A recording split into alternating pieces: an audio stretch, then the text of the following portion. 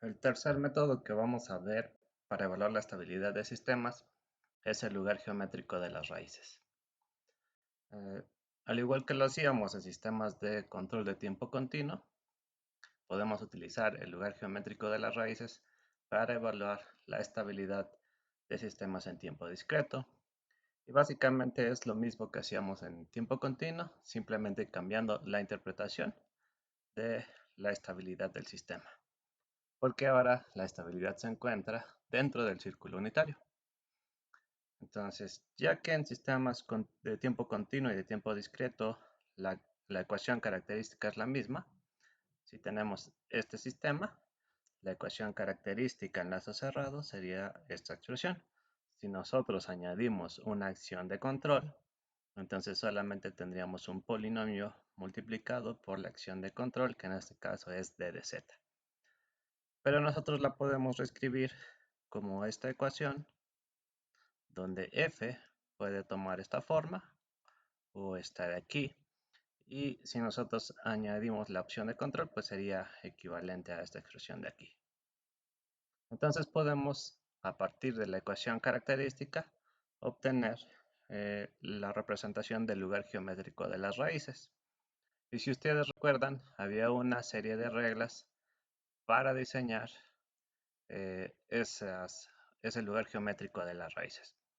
Lo primero que teníamos que hacer era obtener nuestra ecuación característica. Entonces, si ya tenemos nuestra ecuación de esta forma, f de z tenía que ser escrita mediante esta expresión, donde k es un coeficiente mayor que 0 y z, z1, z2 hasta zm son los ceros de mi sistema y p1, p2 hasta pn son los polos de mi sistema. A través de esta expresión yo podía definir el lugar de los ceros y de los polos en el eje imaginario y real. Entonces podía poner mis polos, podía poner mis ceros.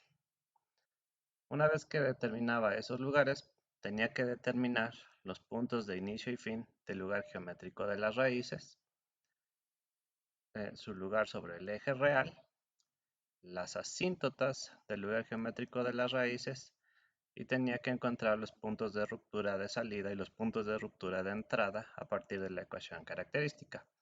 Entonces, si mi ecuación característica yo sé que tiene esta forma, puedo sustituir a la forma en que yo quería que tuviera directamente en f de z y me resulta en esta expresión. Si yo despejo para acá, es decir, tomo el valor de k, entonces a partir de esto puedo calcular los puntos de ruptura de salida y de entrada de mi sistema, que no es más que la derivada con respecto a z de k. Una vez que tenía esos puntos, podía determinar los ángulos de salida o de llegada del lugar geométrico de las raíces y los puntos en donde cruzaban el eje imaginario.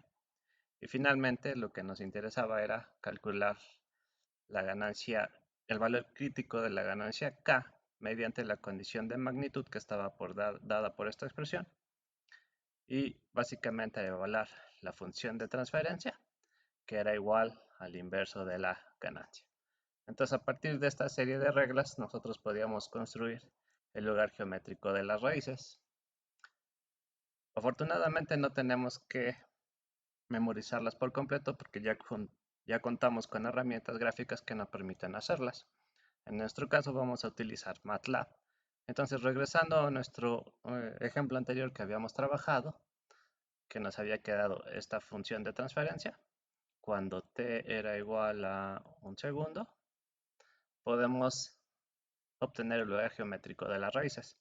Lo primero que tenemos que hacer es reescribir la expresión como lo requerimos para obtener el lugar geométrico de las raíces. Entonces, sacando este factor de aquí, podemos reescribir a g de z como esta ecuación y entonces ya la tengo en la forma que necesito para obtener la representación del lugar geométrico de las raíces y puedo ir a MATLAB, utilizar este código y graficarlas. Entonces me voy a MATLAB.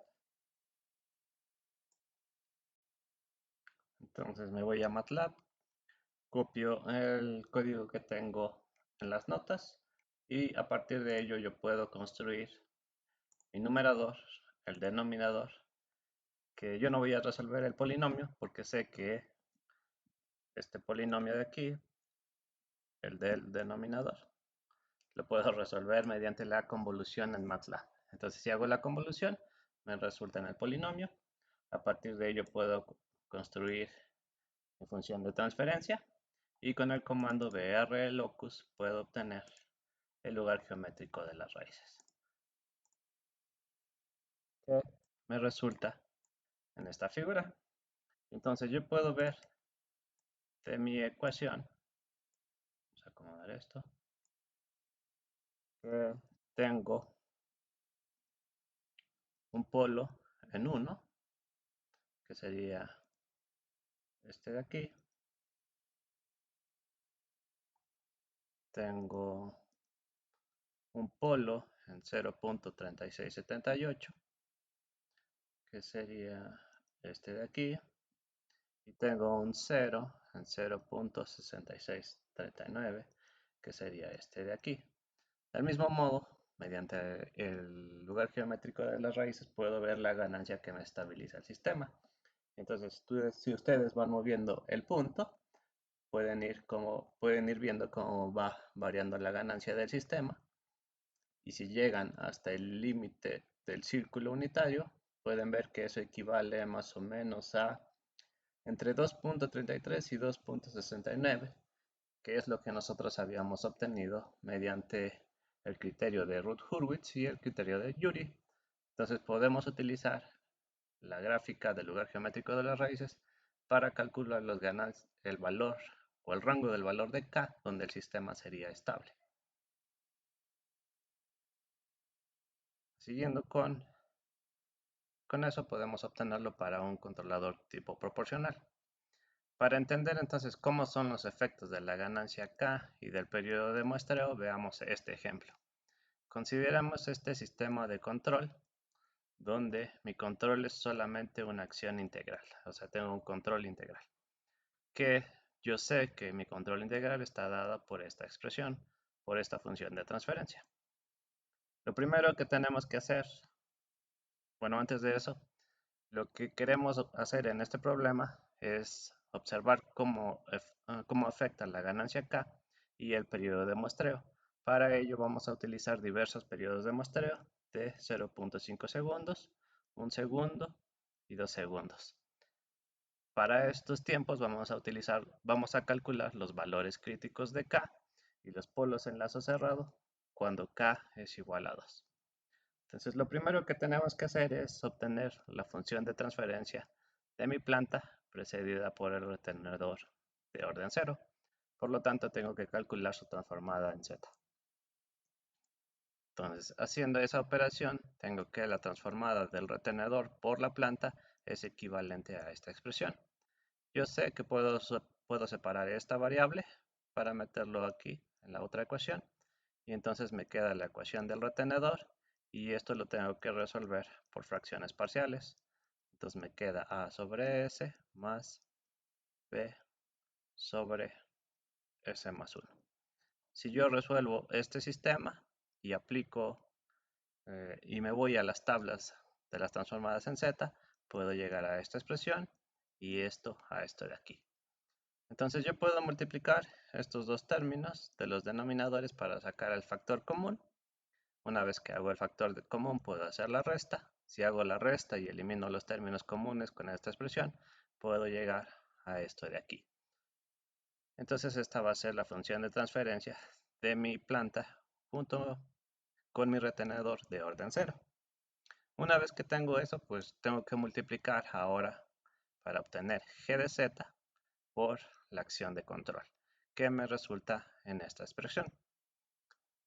Nosotros habíamos definido 3 tiempos, 0.0 segundos, 1 segundo y 2 segundos.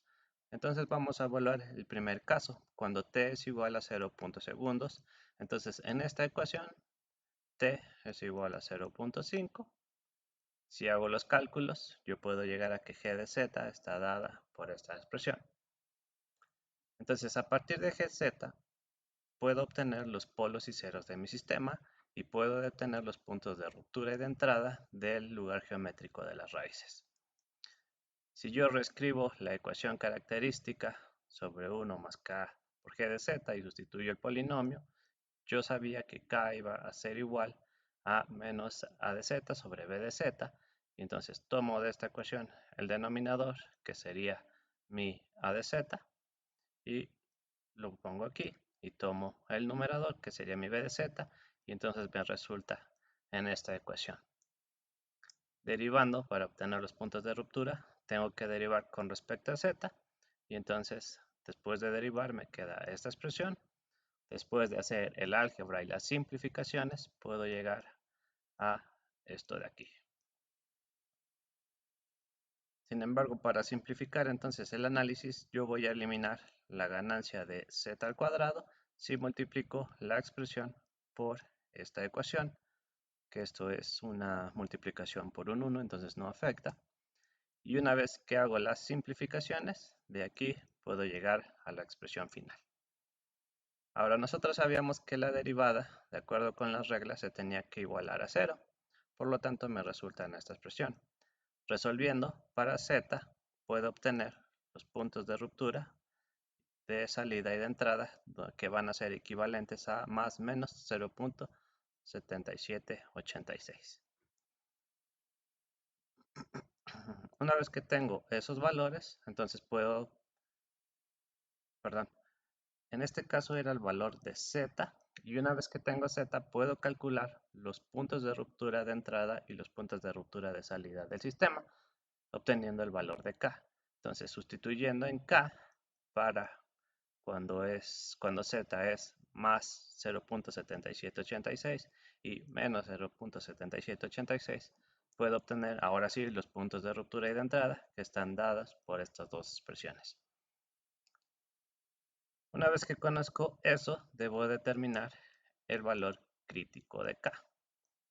¿Cómo lo hago? Bueno, tenemos que evaluar la condición de magnitud que está dada por esta expresión, que es tomar la función de transferencia del sistema, que es igual al inverso de la ganancia, y cuando t es igual a 0.5, nosotros ya habíamos hecho esta operación, nos había resultado en este sistema. Si nosotros evaluamos ahora el polo dominante, que en este caso el polo dominante sabemos que es el de esta parte del numerador, entonces yo puedo obtener el valor de k. Por lo tanto, tengo que evaluar cuando z es igual a menos 1. Entonces, si evalúo y sustituyo aquí que z es igual a menos 1, de aquí puedo llegar a esta expresión y puedo resolver para el valor de k, donde k va a ser igual a 8.167, y este es el valor crítico de la ganancia k, o sea, el valor máximo que puede tomar mi ganancia para que no se haga inestable mi sistema de control. Y ahora podemos ir a verificar esto mediante MATLAB. Entonces, si me voy a MATLAB y hago el primer caso, que es el caso cuando t es igual a 0.5,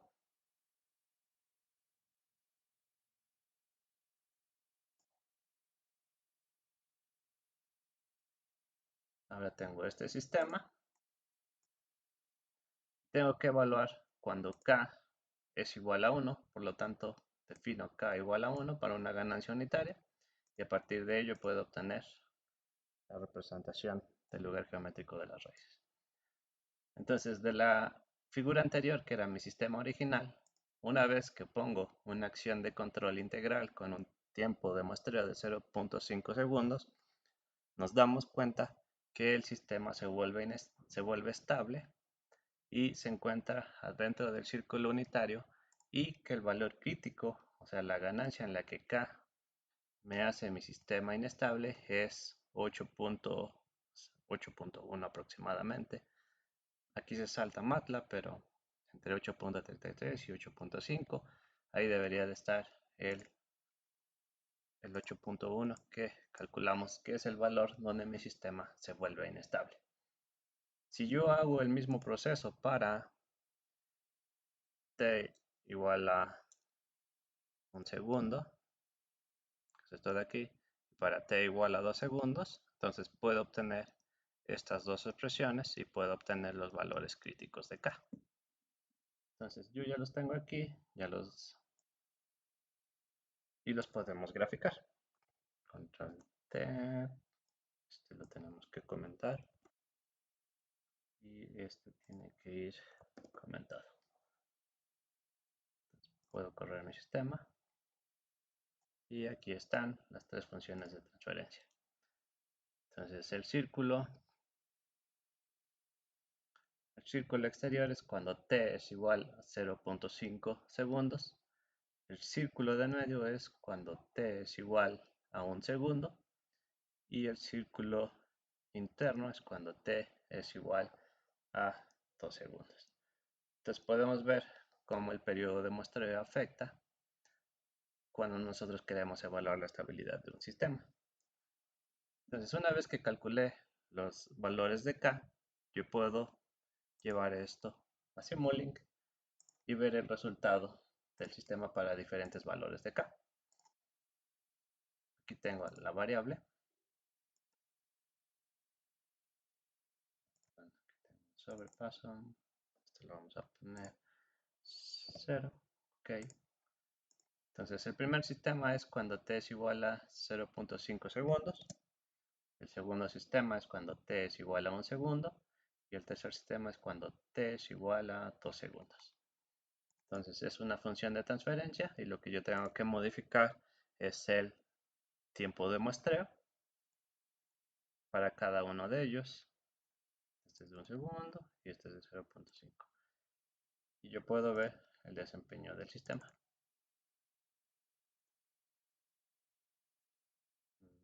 Vamos a poner la misma ganancia para todas. Vamos a ponerle, por ejemplo, un 2 y un 2. Esta saturación la tengo que quitar. Sí. Y aquí vemos el resultado para cada uno de los sistemas con la misma ganancia. Entonces podemos ver cómo el periodo de muestreo afecta. En este caso, el primer sistema presenta una oscilación más grande que los otros dos. Eso se debe al periodo de muestreo. Sin embargo, si vamos variando las ganancias, podemos ver cómo la ganancia también puede inestabilizar mi sistema.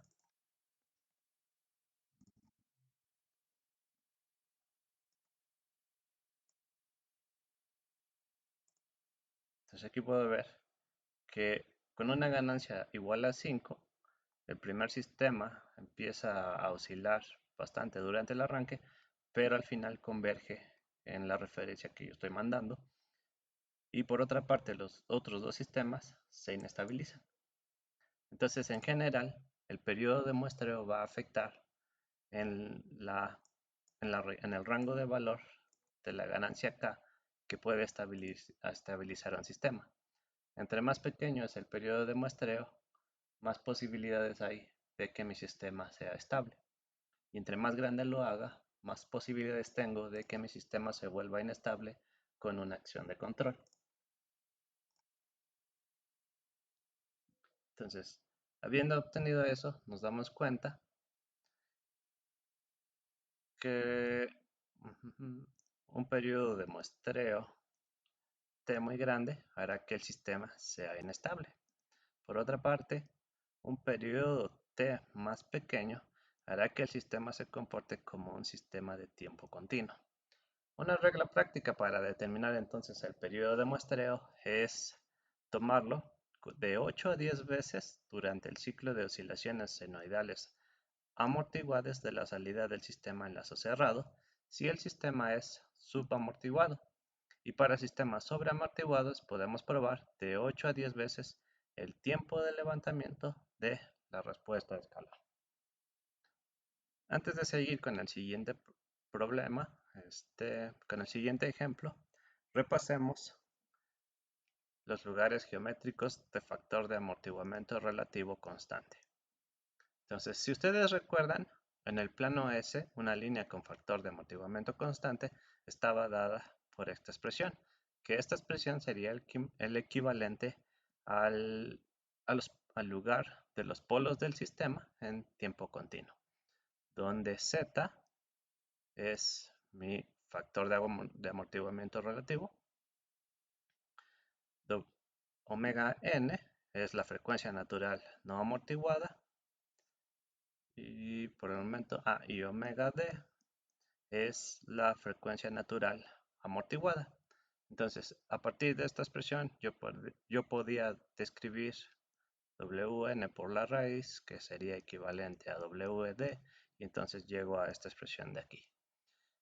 Yo esta expresión la puedo convertir en el plano z, porque sé que z es equivalente a e a la ts. Entonces, si yo pongo y despejo de ahí, si yo cambio por la variable z, perdón, si despejo la s y cambio por la variable z, entonces yo puedo llegar a esta expresión de aquí, pero a partir de aquí yo sé que t es equivalente al despeje de esta ecuación, por lo tanto, si yo cambio t, tengo 2pi entre ws, y sé que wn es igual a wd entre la raíz. Entonces yo tengo wd entre la raíz, por lo tanto puedo llegar a esta expresión de aquí. Entonces los polos del sistema en tiempo continuo están dados por esta expresión, y si yo hago la conversión a sistemas en tiempo discreto, puedo obtener los polos del sistema por medio de esta expresión. Y si yo separo la parte real y la parte imaginaria, entonces puedo obtener la magnitud de de z, perdón, o sea, la magnitud del polo dominante y su ángulo. Entonces puedo expresar mi polo en términos de su posición o de sus componentes polares. Entonces, sabiendo esto, nosotros podemos hacer el siguiente ejemplo. Entonces, consideramos el sistema de control que tenemos aquí, donde tenemos una planta, nuestro retenedor de orden 0 y nuestro control digital. El objetivo de este ejemplo es diseñar un controlador digital de tal forma que los polos dominantes de mi sistema enlazo cerrado tengan un factor de amortiguamiento relativo Z de 0.5, un tiempo de asentamiento de 2 segundos y el periodo de muestreo sea igual a t igual a 0.2 segundos. Lo que tenemos que obtener es la respuesta a una entrada de escalón unitario. Lo primero que tenemos que hacer es convertir los parámetros de diseño, es decir, el factor de amortiguamiento, el tiempo de asentamiento y el periodo de muestreo, a lo que sería el equivalente de mis polos dominantes del sistema. Entonces, sabiendo, o sea, tomando estas notas de aquí, yo lo puedo hacer. Entonces, primero calculamos la frecuencia natural no amortiguada, omega n, del sistema. Yo sé que la relación entre el tiempo de asentamiento y la frecuencia natural está dada por esta expresión. Entonces, si yo sustituyo los valores que conozco y calculo para omega n, entonces omega n es igual a 4. A partir de ello, yo puedo calcular la frecuencia natural amortiguada, que es omega d.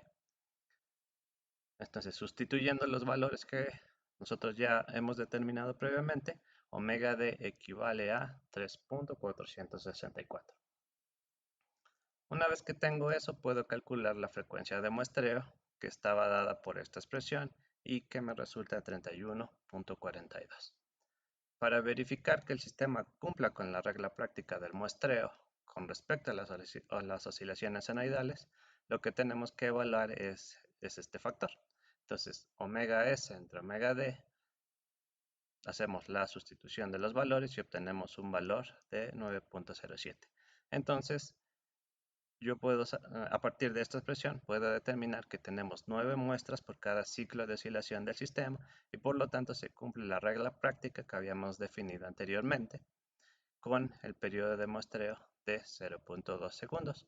Por lo tanto, este periodo de muestreo es suficiente para el diseño de mi controlador.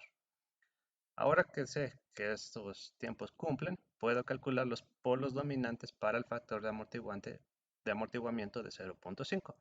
Entonces, a partir de la expresión para la parte de la magnitud y para el ángulo del sistema, entonces yo puedo sacar los componentes de mi polo dominante.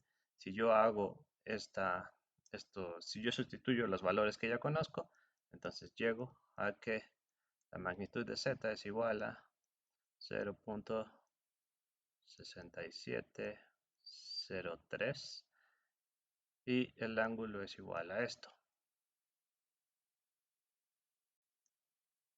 que expresado en su forma polar, z sería igual a 0.6703 con un ángulo de 0.6927 radianes.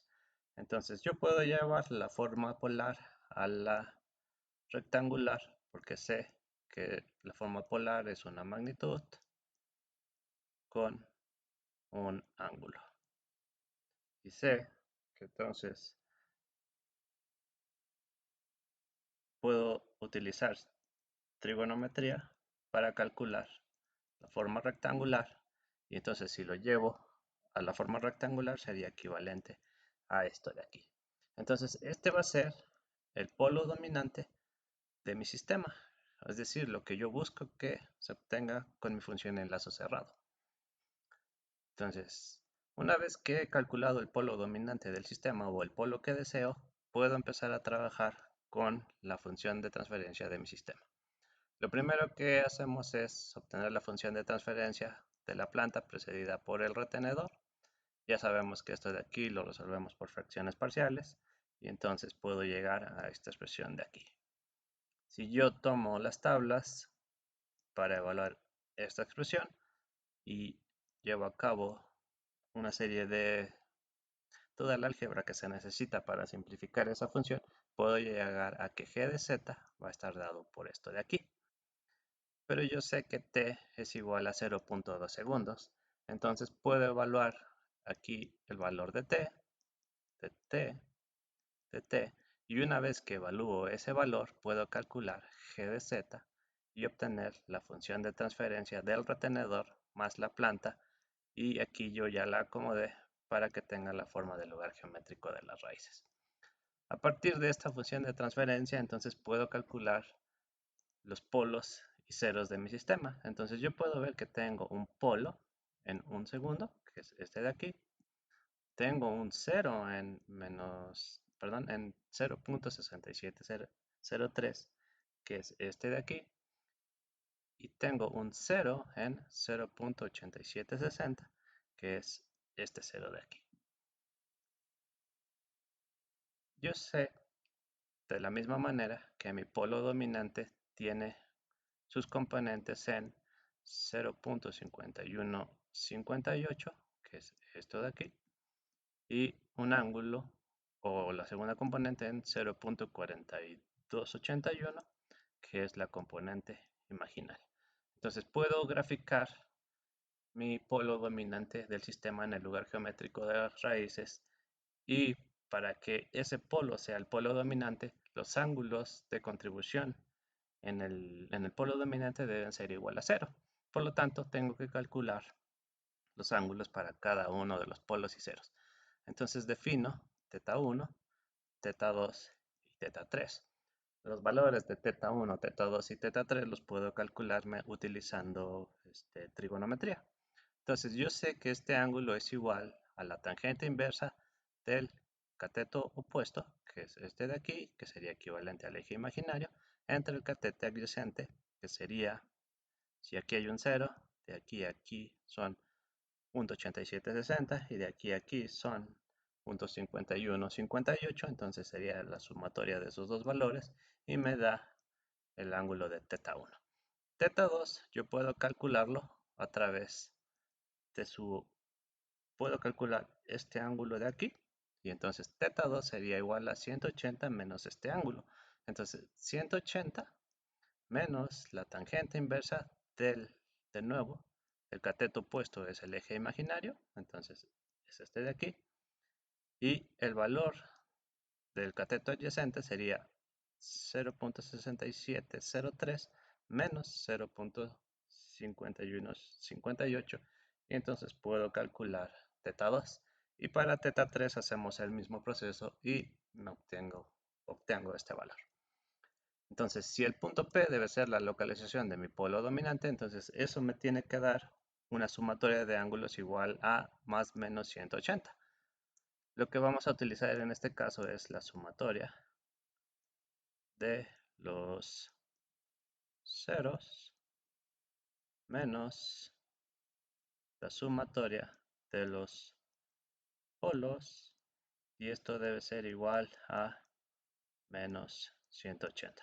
Y esto por supuesto que depende del cuadrante donde estemos y eso viene de las reglas del lugar geométrico de las raíces. Entonces mi cero, que es este de aquí, me contribuye con un ángulo de 17.10 y este es positivo, menos la sumatoria de los ángulos de los polos y yo sé que el primero de ellos es 109, entonces menos 109, el segundo es 138 menos 138 y si yo hago la suma de estos tres factores, estos tres me resulta en menos 231.26, que yo sé que no es igual a lo que necesito, que son menos 180. Entonces, despejando ese menos 180, llego a esta expresión y podemos ver que la deficiencia angular es de 51.26 grados. Por lo tanto, necesito que la función de transferencia de mi control me proporcione ese ángulo que será igual a los 51.26 grados. Entonces, ¿cómo vamos a hacer que mi control me proporcione esa expresión de ahí? Bueno, primero que nada tenemos que calcular cuál sería la posición del polo del sistema o del cero que necesitaríamos para mover alguno de los polos del sistema.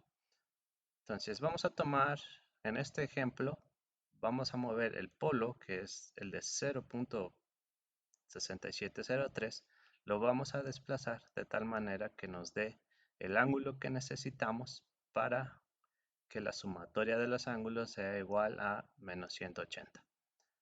Entonces, si nosotros hacemos eso, sabemos que el nuevo polo va a estar en alguna parte del eje real, pero en realidad no sabemos dónde. Entonces tenemos que calcular su posición.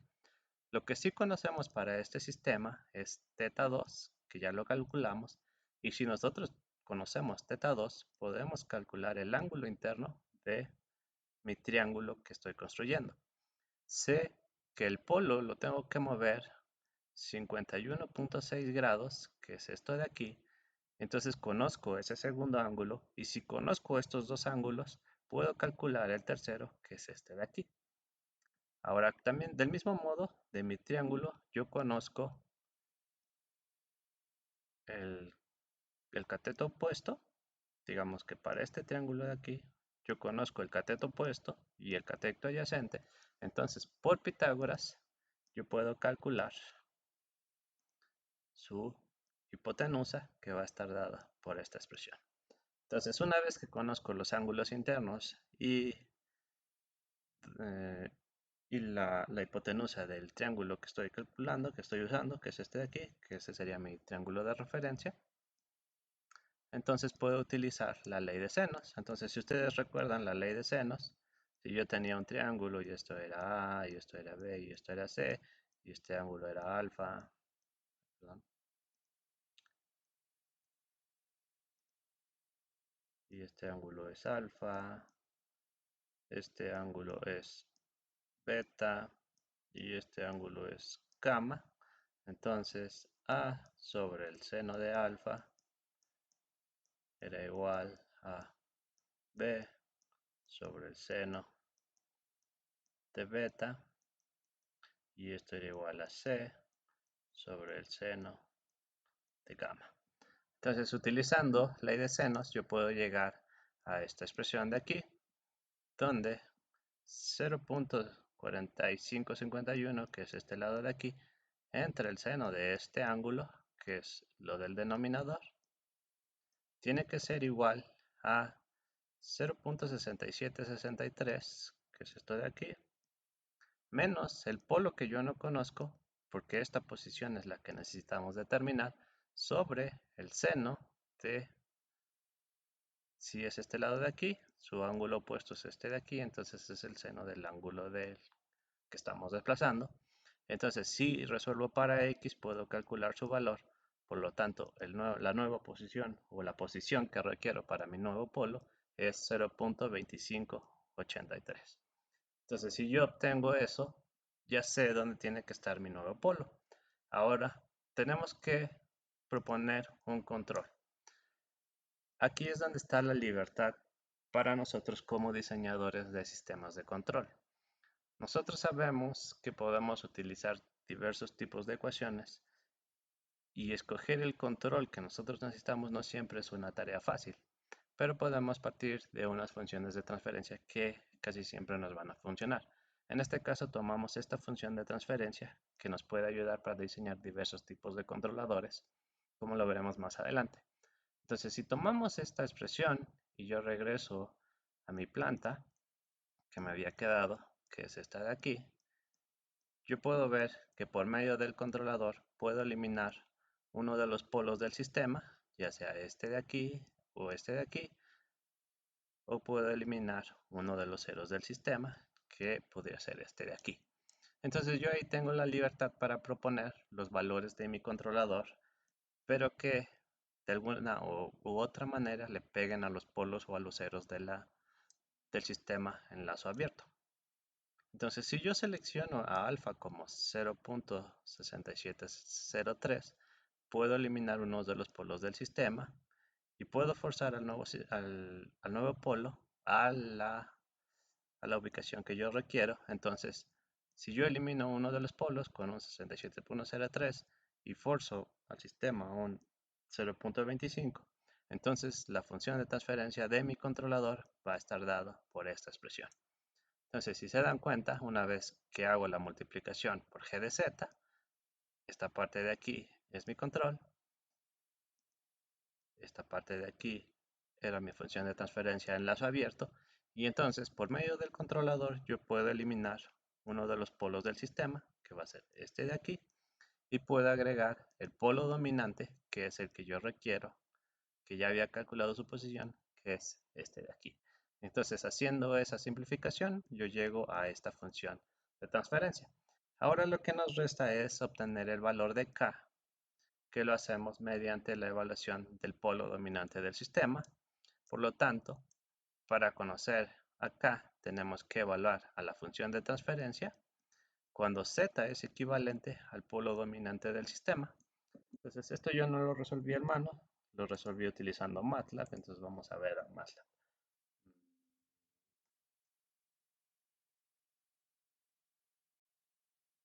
Entonces nos vamos a MATLAB, escribimos el polo dominante que necesitamos, que sería igual, el equivalente a esta z. Escribimos el valor de k, que sería evaluar la magnitud cuando k es igual a ese valor que necesitamos. Lo vamos a comentar. Por el momento esto no lo utilizamos. Y podemos calcular el valor de k. Entonces, si yo ejecuto eso de ahí, me sale una ganancia de 12.6653, que es lo que tenemos aquí. Finalmente, entonces, mi controlador diseñado va a tener esta función de transferencia. La función de transferencia en lazo abierto solamente resulta de multiplicar el controlador por la planta y después de hacer las simplificaciones y el álgebra me resulta en esto de aquí. Y yo sé que la función de transferencia en lazo cerrado va a ser equivalente a g de z por g de z sobre 1 más gz por g de z. Entonces, después de hacer toda el álgebra y las multiplicaciones, entonces yo tengo esta expresión para mi sistema final. Y entonces podemos evaluar la respuesta a una entrada de escalón unitario a través de esta expresión, o lo podemos hacer utilizando MATLAB. Entonces, si nos vamos a MATLAB,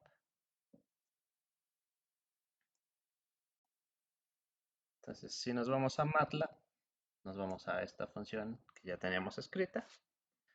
Quitamos los comentarios. El numerador lo tomo de mi función de transferencia, que en este caso es el 0.2227 y 0.1951. Tomo el denominador por medio de esta expresión, construyo el sistema por medio de su función de transferencia y con el error locus puedo sacar las nuevas ganancias del sistema. Y si yo hago la respuesta al escalón unitario, que es el step, entonces podemos ver los resultados finales y vamos a agregar una figura. Entonces podemos correr esto de aquí y aquí está. ¿Dónde están mis raíces? Vamos a correr de nuevo. Entonces, esta es la respuesta de mi sistema de control en lazo cerrado ante el escalón unitario. Y estos son los polos de mi nuevo sistema. Entonces, si yo veo en el lugar geométrico de las raíces, el polo dominante es equivalente a 0.516 más 0.428i, que es lo que yo había diseñado cuando calculé mi polo dominante de mi sistema. Aquí está, 0.5158, que es equivalente al 0.516, y el 0.4281, que sería la parte imaginaria. Entonces ahora esos son los polos dominantes de mi sistema. Y con esto concluimos el lugar geométrico de las raíces. Entonces, básicamente el lugar geométrico de las raíces me permite no solo obtener el rango de valores para el cual un sistema es estable o se vuelve inestable, sino que también me permite diseñar sistemas de control para modificar el comportamiento de un sistema dado.